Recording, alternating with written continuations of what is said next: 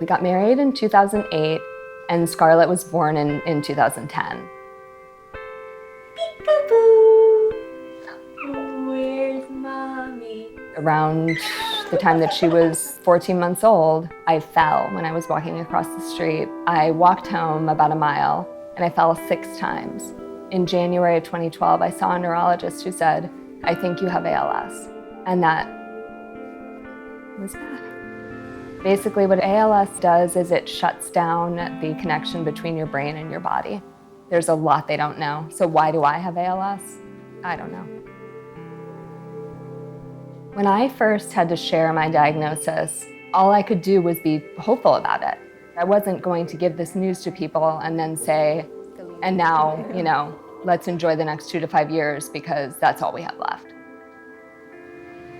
The high point of my day is usually picking up my daughter at school.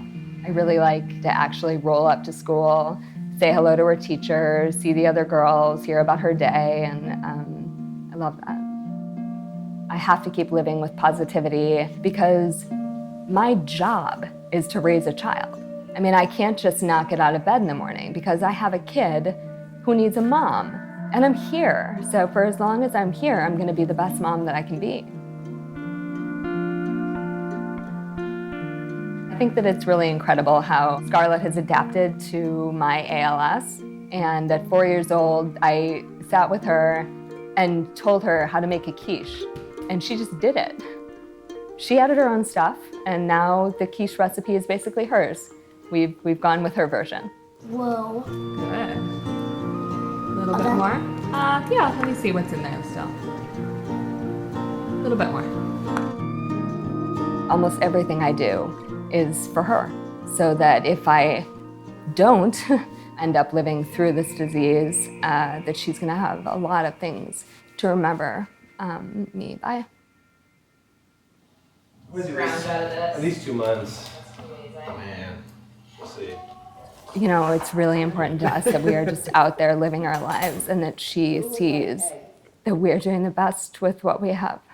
She went to a tree house. And she was wearing a sandwich house. Traveling has always been something that I really love to do. My first job out of college was for a travel book publisher. And at that time I decided I'm gonna leave the country once a year.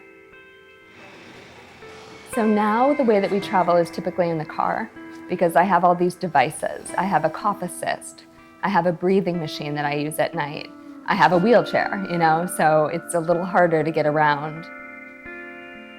It's been really hard to let that stuff go, especially because it's stuff I thought I would introduce my daughter to. Is there anything else you want to show me from school? It's this. I also just appreciate the little things that I can still do. Like, a lot of people with ALS don't have their voices anymore, but I can still sing to my daughter at night, and I can still read to her, and I can still, hold her in the wheelchair and be close to her. He needs to heal his land. That sounds like a riddle, said Jack. What's a riddle? What the riddler does. In Batman? Yeah. When I was first diagnosed with ALS, going to the doctor's office and seeing people who were further progressed than I was really scary for me.